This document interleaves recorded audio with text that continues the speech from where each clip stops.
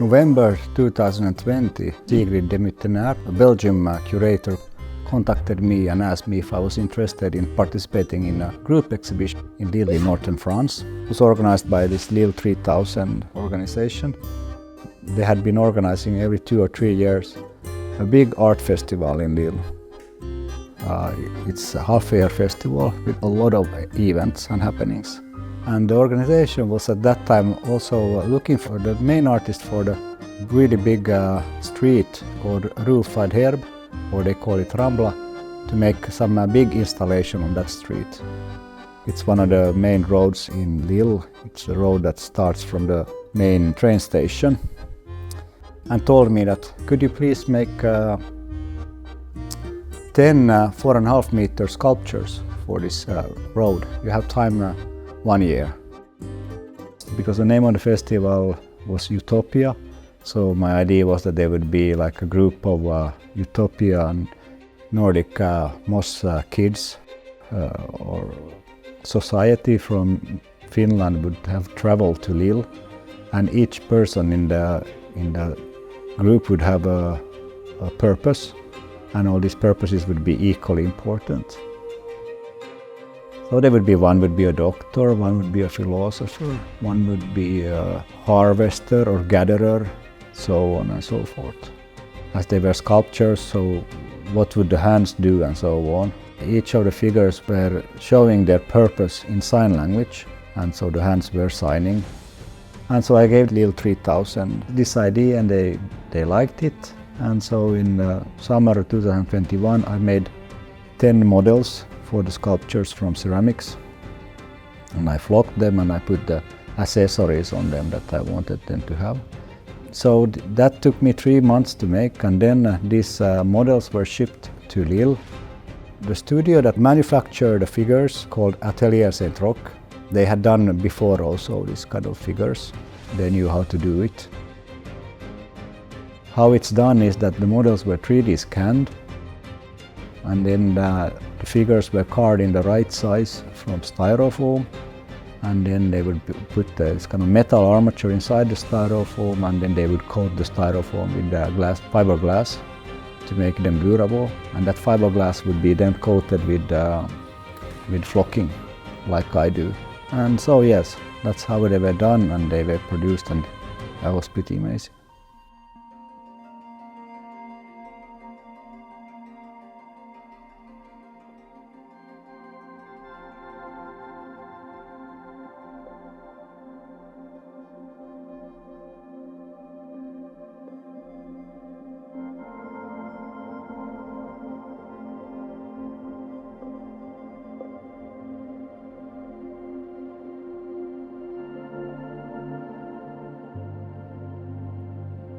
This was a really big project, and of course I was in the beginning, before all these sculptures were produced, I was obviously very nervous, because they were going to come on a street that is this sculpture would be so visible, and actually there was like close to 2 million people visited Rambla, the street. So that's a big audience, and then when you have 10 of these 5 meter sculptures that nobody can miss there, so it was like I felt a lot of pressure. So the first time I went to see them, and then I saw the sculptures when it was finished, and I was like, wow, they managed so well to do them. You feel kind of a weight fell off your shoulder, and they were really overwhelming when you had these 10 of these massive sculptures in the street, and they were on a 2.5 meter pedestal, so they became very big and incredible. And I realized I will never be able to do maybe this anymore in this size. So it also was a bit of a sad thing, because I realized that this amazing project doesn't necessarily happen again. But I was of course very happy with the final product and the finish that they put on them. And I was very amazed by how good the city helped out in everything, and how easily everything happened. So that was a really amazing experience to see that you value culture this much, that you put all this effort into that. And I was of course wondering what will happen eventually with these giants after they've been there in the streets of Lille. Kai Kartio went to visit the Utopia Festival and saw the giants, and he suddenly got this great idea to have some of them to come back to Finland and to have the 4 of those giants move to Söderlångvik, to a forest. So it was kind of a perfect thing to have the circle being closed. When I got back to Finland after the project, I decided that I'm going to try to do some giants by myself.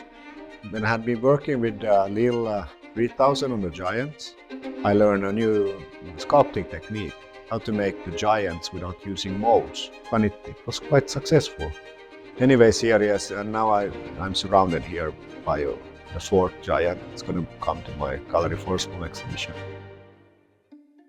Then when Amos Rex and Kai Kartio got interested in buying some giant for Amos Rex, then we together decided which ones we would choose would be good.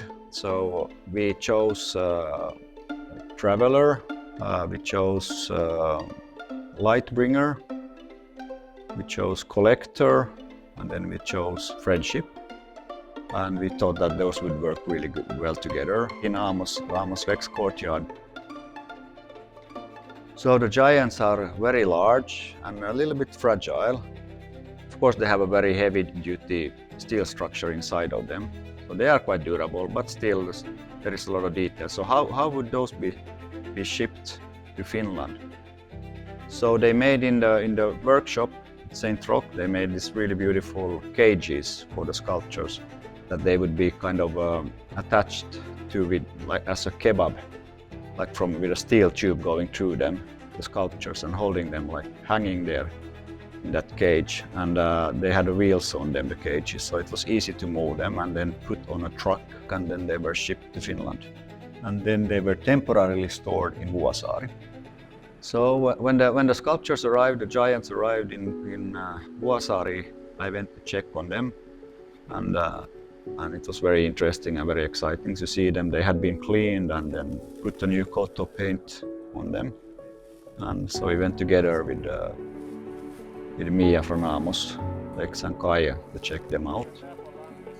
I was a bit worried about how they would look, what they had done to the surface, as they had to wash them and they had to repaint them. So would they have the same feeling as the original ones, the original coating? I was very happily surprised at the level of the finish on the sculptures, and they had used some very nice paint. So first the giants were coming to Amos Rex. Of course, we had to think about where they would be positioned there. Obviously, the natural place was then this Amos Rex Square with the beautiful mosaic hills. So we decided to put this Lightbringer a little bit to the side, and then the sitting one is to call Friendship in the hills, in a very nice place. Skier is also in between the hills. And then my maybe favorite of all these 4 giants is the Harvest sculpture, and that's going to be on the balcony looking over Mannerheim Road. So when the giants were installed in Amos Rex courtyard, actually at the same day on Monday when the first ones were going to be installed, I was in Fiskars packing my sculptures for my show that was going to happen in Gallery Forsblom. It was a coincidence that they both happened at the same time. So I didn't see the installation of the first giant. I was very worried how it would look like, but it seemed that they managed to install it in the rain. It took them quite some time to find out the right way to do it, but they managed to do it, and the weather was very bad. Of course, I hadn't seen that giant on the square, so I was very anxious to see it. And I jumped in the truck that drove my sculptures to Gallery Forsblom, and by coincidence, the truck actually drove past the first giant. And when I saw it, I became very happy because it worked so well, looked so nice there in that square. So I went to to the gallery, and after that I managed to quite fast soon, because I was gonna install the works in the show the next day. I managed to go and see when the friendship sculpture was gonna be installed. It was a bit easier to install that because it's a sitting sculpture, but it had also big problems because it had to be squeezed through the tower and one of the hills, because the crane couldn't, the truck couldn't drive closer to the spot where it was going to be installed. So we got some really great pictures from the sculpture flying in the air between the hill and the tower. That installation went quite smoothly, actually. We had some problems in putting the bolts on in the right places, but otherwise it went really smooth.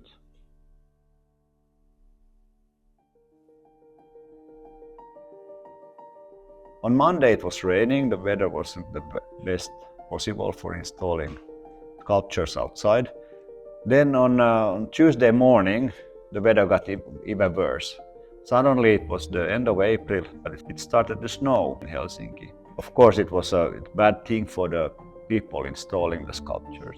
It was the heaviest snow at that time of the year, or was it 50 years in Helsinki, that day when they were going to install the two other sculptures.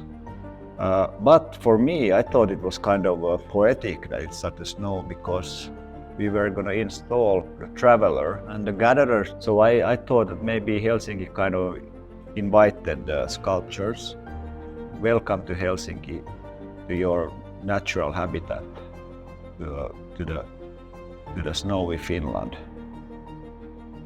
And even though the weather was bad, it was snowing, everything went really smooth. We just had to melt the snow off the metal sheets and no other problems occurred. So Kai came for an hour in the morning when we were installing harvester on top of Amos Rex. And it was a very, very exciting moment to be there with the curator and see the thing getting up there.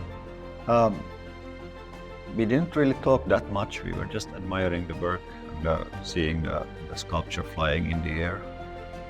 But it was a very exciting moment, I guess, for both of us to see them landing in the place that we had planned for so long.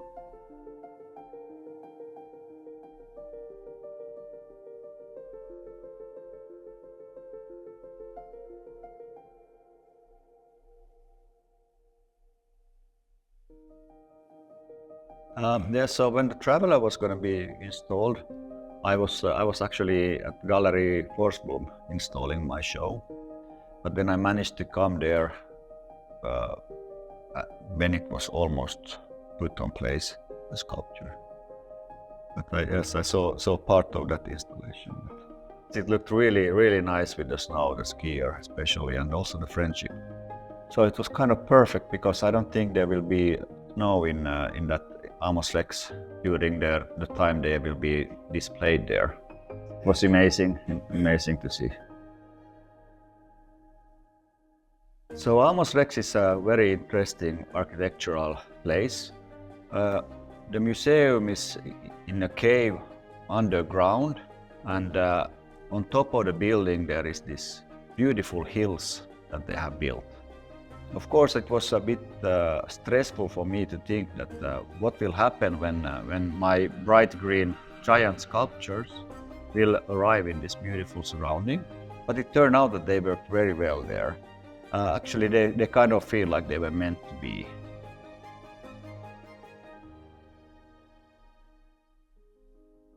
Then in this utopian group, they had all like purposes. And the light bringer is the person who shines lights on things that you can see them if it's dark. But to me, the figure is also kind of a person who tells what is right, what is wrong, in a way, in the group. It's kind of a judge in the group. So the friendship sculpture is the one that is in the group, the person connected with nature. The Traveller has the skis on her back, and it's because they come from Finland, so in the winter time that's the best way to move in the snow. The traveler is a figure who also goes beforehand and scouts the terrain, what is the easiest way to travel to Lille and back to Finland. So maybe the gatherer is one of the most logical figures in the group, because we have the hunter-gatherers always had in our society, so this is the very important job. It collects all the things that the group needs to eat and to build things from. Also the medicines and all that. So it's a very important figure in the group.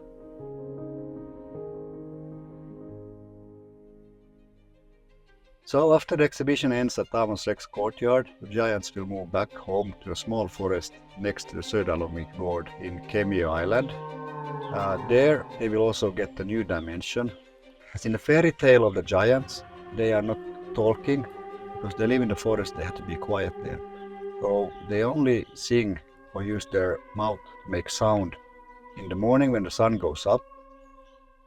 That's when they start the day by singing a small song as a choir. And then at sunset they will also sing together a lullaby before they go to sleep.